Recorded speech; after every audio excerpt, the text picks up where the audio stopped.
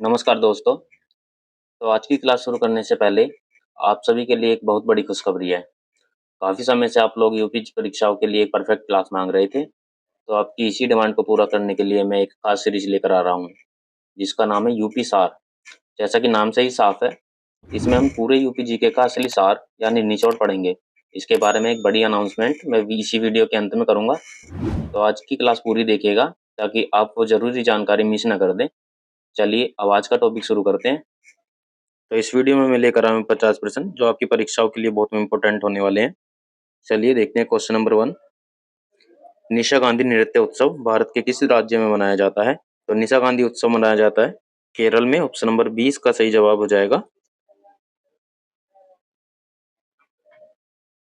प्रश्न नंबर 2, जल्लीकट्टू खेल किस देश से संबंधित है? तो जल्लीकट्टू खेल हो जाएगा भारत देश से संबंधित। ऑप्शन नंबर सी इसका राइट आंसर होगा।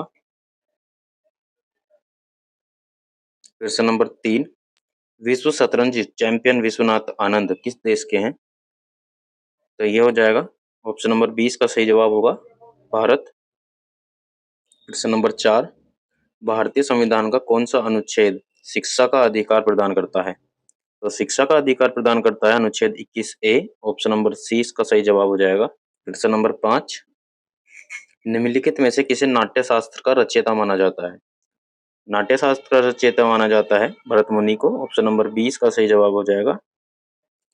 प्रश्न नंबर 6, भारतीय राष्ट्रीय कांग्रेस की स्थापना कब हुई थी? तो भारतीय राष्ट्रीय कांग्रेस की स्थापना हुई थी सन 1885 में। ऑप्शन नंबर सी इसका सही जवाब हो जाएगा। प्रश्न नंबर 7, हम्पी उत्सव मुख्य रूप से भारत के किस राज्य में मनाया जाता है? हम्पी उत्सव मनाया जाता है कर्नाटक में। ऑप्शन नंबर 20 का सही जवाब हो जाएगा। प्रश्न नंबर 8, घोड़े मोरनी नृत्य भारत के किस राज्य का एक प्रसिद्ध लोक नृत्य है? तो ये हो जाएगा गुजरात का। ऑप्शन नंबर सी इसका सही जवाब हो जाएगा। प्रश्न नंबर 9, शिक्षकों के लिए द्रोणाचार्य पुरस्कार किस वर्ष से शुरू किया गया था? तो इसका सही जवाब होगा सन 1985। Option number C. प्रश्न नंबर 10, 2011 की जनगणना के अनुसार भारत के किस राज्य में लिंगानुपात सबसे अधिक है? तो इसका सही जवाब हो जाएगा ऑप्शन नंबर सी केरल। प्रश्न नंबर 11, मनुष्य द्वारा प्रयोग किया जाने वाला प्रथम औजार क्या था? तो मनुष्य द्वारा जो प्रथम औजार प्रयोग किया गया था वो था कुल्हाड़ी। Option number B. पाषाण काल के दौरान आदि मानव ने सबसे पहले पत्थरों को तराश कर हाथ से पकड़े जाने वाली कुल्हाड़ी बनाई थी। तो यहाँ से प्रश्न बनता है आदि मानव ने कुल्हाड़ी कौन से काल में बनाई थी? तो इसका सही जवाब हो जाएगा पाषाण काल। नेक्स्ट प्रश्न नंबर 12, हिंदू घाटी सभ्यता का सर्वमान्य काल क्या है? तो इसका सही जवाब हो जाएगा 2500 ईसा पूर्व से 1750 ईसा पूर्व। ऑप्शन नंबर 20 का सही जवाब होगा। प्रश्न नंबर 13, कल्पसूत्र नामक पुस्तक के रचयिता कौन है? तो इसका सही जवाब भद्रबाहु। Option number B. प्रश्न नंबर 14, इतिहास को मुख्य रूप से कितने भागों में बांटा गया है? तो इतिहास को बांटा गया है कुल 3 भागों में। ये भाग हैं, पहला है प्रागैतिहासिक काल जिसके कोई लिखित प्रमाण नहीं थे। दूसरा है आद्य ऐतिहासिक काल जिसके लिखित प्रमाण तो थे पर पढ़े नहीं जा सकते थे, मतलब लिखित और अपठनीय थे। तीसरा है ऐतिहासिक काल जिसके लिखित प्रमाण भी मिले और पढ़े भी जा सकते थे। प्रश्न नंबर 15, जैन धर्म मुख्य रूप से कितने भागों में विभाजित हुआ है? तो जैन धर्म हुआ है 2 भागों में विभाजित, जिनमें पहला है श्वेतांबर, दूसरा दिगंबर। तो श्वेतांबर सफेद वस्त्र पहनते थे और दिगंबर नग्न रहते थे। प्रश्न नंबर 16, जैन धर्म के कितने त्रिरत्न हैं? जैन धर्म के त्रिरत्न हो जाएंगे 3, जिनमें पहला साम्यक दर्शन, सम्यक ज्ञान और तीसरा सम्यक आचरण। प्रश्न नंबर 17, स्वराज पार्टी की स्थापना किस वर्ष हुई थी? स्वराज पार्टी की स्थापना हुई थी सन 1923। ऑप्शन नंबर सी। इसकी स्थापना 1 जनवरी 1923 को इलाहाबाद में चितरंजन दास और मोतीलाल नेहरू ने की थी। तो ये पॉइंट याद रखिएगा। प्रश्न नंबर 18, आनंद मठ नामक प्रसिद्ध पुस्तक के लेखक कौन है? इसका सही जवाब बंकिम चंद्र चट्टोपाध्याय। ऑप्शन नंबर 20 का सही जवाब हो जाएगा। प्रश्न नंबर 19, दिगंबर संप्रदाय द्वारा 10 लक्षण पूर्व कितने दिनों में के लिए मनाया जाता है? तो इसका सही जवाब 10 दिन के लिए। Option number B. प्रश्न नंबर 20, प्राचीन काल में किस नदी के दक्षिण के क्षेत्र को मगध के नाम से जाना जाता था? तो इसका सही जवाब होगा ऑप्शन नंबर सी, गंगा नदी। प्रश्न नंबर 21, निम्नलिखित में से कौन मौर्य साम्राज्य का अंतिम राजा था? तो इसका सही जवाब होगा बृहद्रथ, ऑप्शन नंबर सी। तो बृहद्रथ की हत्या उसके सेनापति पुष्यमित्र शुंग ने 185 ईसा पूर्व में की थी, जिसके बाद शुंग वंश की स्थापना हुई थी। तो ये पॉइंट याद रखिएगा। प्रश्न नंबर 22, मध्य भारत में प्रसिद्ध बस्तर विद्रोह किस वर्ष हुआ था? तो बस्तर विद्रोह हुआ था 1910 में, ऑप्शन नंबर 20 का सही जवाब होगा। यह विद्रोह छत्तीसगढ़ के बस्तर क्षेत्र में अंग्रेजों की वन नीतियों के खिलाफ हुआ था, जिसका नेतृत्व गुंडा धूर ने किया था। ये पॉइंट याद रखिएगा। प्रश्न नंबर 23, ब्रह्मांड में गैस, धूल और अरबों तारों के विशाल समूह को क्या कहा जाता है? तो इसका सही जवाब हो जाएगा गैलेक्सी, मंदाकिनी, ऑप्शन नंबर बी। प्रश्न नंबर 24, सौरमंडल की खोज का श्रेय किसे दिया जाता है? तो इसका श्रेय दिया जाता है निकोलाउस कोपरनिकस को। कोपरनिकस ने ही सबसे पहले बताया कि सूर्य केंद्र में है और पृथ्वी उसके चक्कर लगाती है। ग्रहों की गति के नियम केपलर ने दिए थे। ये पॉइंट याद रखिएगा। प्रश्न नंबर 25, सौरमंडल के किस ग्रह को लाल ग्रह के नाम से जाना जाता है? तो इसका सही जवाब हो जाएगा ऑप्शन नंबर सी, मंगल। मंगल की सतह पर आयरन ऑक्साइड यानी लोहे की जंग की अधिकता के कारण इसका रंग लाल दिखाई देता है और इसके दो उपग्रह हैं, फोबोस और डेमोस। प्रश्न नंबर 26, विश्व में सबसे अधिक कॉफी का उत्पादन करने वाला देश कौन सा है? तो इसका सही जवाब हो जाएगा ऑप्शन नंबर सी, ब्राजील। प्रश्न नंबर 27, निम्नलिखित में से किस देश की सीमा भारत देश के साथ लगती है? तो इसका सही जवाब हो जाएगा Myanmar, option number B. Bharat देश के साथ कुल 7 देशों की सीमा लगती है, जिसमें पहला है बांग्लादेश, चीन, पाकिस्तान, नेपाल, म्यांमार और भूटान, और फिर है अफगानिस्तान। प्रश्न नंबर 28, कोशिका के वैज्ञानिक अध्ययन को क्या कहा जाता है? तो इसका सही जवाब हो जाएगा साइटोलॉजी, ऑप्शन नंबर बी। कोशिका की खोज 1665 में रॉबर्ट हुक ने की थी और ऊतकों के अध्ययन को हिस्टोलॉजी और पक्षियों के अध्ययन को ऑर्निथोलॉजी कहा जाता है। प्रश्न नंबर 29, मिट्टी के वैज्ञानिक अध्ययन को क्या कहा जाता है? मिट्टी के वैज्ञानिक अध्ययन को पेडोलॉजी कहेंगे, ऑप्शन नंबर बी इसका सही जवाब होगा। प्रश्न नंबर 30, विश्व का सबसे कम जनसंख्या वाला शहर कौन सा है? विश्व का सबसे कम जनसंख्या वाला शहर हो जाएगा Vatican City, option number C. प्रश्न नंबर 31, भारतीय संविधान सभा द्वारा राष्ट्रीय ध्वज तिरंगा को कब अपनाया गया था? तो तिरंगा को अपनाया गया था 22 जुलाई 1987 में, ऑप्शन नंबर सी इसका सही जवाब होगा। और राष्ट्रीय ध्वज का वर्तमान स्वरूप पिंगली वेंकैया द्वारा तैयार किया गया था, जिसकी लंबाई और चौड़ाई का अनुपात है 3.2।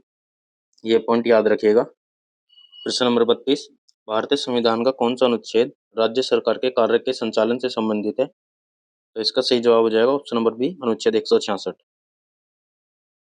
प्रश्न नंबर 33, भारतीय संविधान की किस अनुसूची में नगर पालिकाओं की शक्तियों और जिम्मेदारियों का उल्लेख है? तो इसका सही जवाब हो जाएगा अनुच्छेद तो इसका सही जवाब हो जाएगा ऑप्शन नंबर सी, अनुसूची 12। 12वीं अनुसूची को 74वें संविधान संशोधन 1992 द्वारा जोड़ा गया था, जिसमें नगर पालिकाओं के कुल 18 विषय दिए गए हैं। प्रश्न नंबर 34, वर्तमान में भारतीय संविधान में कुल कितने मौलिक कर्तव्यों का उल्लेख है? वर्तमान में है 11 मौलिक कर्तव्य, ऑप्शन नंबर सी। लेकिन मूल रूप से 10 कर्तव्य थे, जो कि 86वें संविधान संशोधन 2002 द्वारा 11वां कर्तव्य जोड़ा गया, शिक्षा का अवसर। यह प्रावधान रूस के संविधान से प्रेरित है। प्रश्न नंबर 35, वर्तमान में भारतीय संविधान द्वारा भारतीय नागरिकों को कितने मौलिक अधिकार प्रदान किए गए हैं? तो इसका सही जवाब होगा ऑप्शन नंबर बी, 6। मूल संविधान में 7 अधिकार थे, लेकिन संपत्ति के अधिकार 44वें संविधान संशोधन द्वारा हटाकर अब केवल 6 मौलिक कर्तव्य अधिकार बचे हैं। प्रश्न नंबर 36, संविधान का भाग 4A निम्नलिखित में से किससे संबंधित है? तो इसका सही जवाब हो जाएगा मौलिक कर्तव्य, ऑप्शन नंबर सी। इसे 42वें संविधान संशोधन 1976 द्वारा जोड़ा गया था। इसके अंतर्गत केवल एक अनुच्छेद 51A आता है, ये पॉइंट नोट करिएगा। प्रश्न नंबर 37, किस संशोधन द्वारा 6 से 14 वर्ष के बच्चों के लिए शिक्षा का अधिकार को मौलिक अधिकार बनाया गया? तो इसका सही जवाब हो जाएगा 86वां संशोधन। Option number C. इस संशोधन द्वारा संविधान में अनुच्छेद 21 ए जोड़ा गया, इसके बाद ही शीर्षकाधिकार 2009 लागू हो सका। प्रश्न नंबर 38, किस मौलिक अधिकार को डॉक्टर बी आर अम्बेडकर ने संविधान का हृदय और आत्मा कहा है? तो इसका सही जवाब है संवैधानिक उपचारों का अधिकार, ऑप्शन नंबर डी। प्रश्न नंबर 39, किस राज्य में संवैधानिक आपातकाल राष्ट्रीय शासन लगाने की अनुशंसा करने की शक्ति किसके पास है? तो इसका सही जवाब हो जाएगा राज्यपाल, ऑप्शन नंबर बी। प्रश्न नंबर 40, भारतीय संविधान के अनुसार राज्य की कार्यपालिका शक्ति इनमें से निहित होती है। तो राज्यपाल, ऑप्शन नंबर 20 का सही जवाब होगा। प्रश्न नंबर 41, भारत में किसान क्रेडिट कार्ड केसीसी योजना की शुरुआत किस वर्ष की गई थी? केसीसी योजना की शुरुआत की गई थी सन 1998 में, ऑप्शन नंबर सी। इस योजना की रूपरेखा और भी गुप्ता समिति की सिफारिश पर तैयार की गई थी। इसका उद्देश्य किसानों की खेती खर्चों के लिए कम ब्याज पर ऋण प्रदान करना था। प्रश्न नंबर 42, भारतीय स्टेट बैंक एसबीआई का पुराना नाम निम्नलिखित में से क्या था? एसबीआई का पुराना नाम था Imperial Bank of India, option number B. लेकिन 1921 में 3 प्रेसिडेंट बैंकों को मिलाकर इंपीरियल बैंक बना था। 1 जुलाई 1955 को इसका नाम बदलकर भारतीय स्टेट बैंक कर दिया गया था।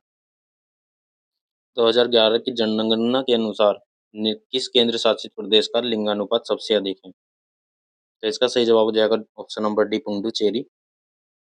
पुडुचेरी का लिंगानुपात 1037 है। राज्य में सबसे अधिक लिंगानुपात केरल का है, जबकि सबसे कम हरियाणा का है।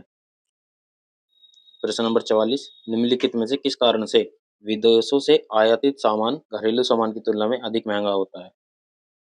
तो इसका सही जवाब है आयात शुल्क। उसमें आयात शुल्क भी शामिल हो जाता है, इसलिए वो महंगा हो जाता है।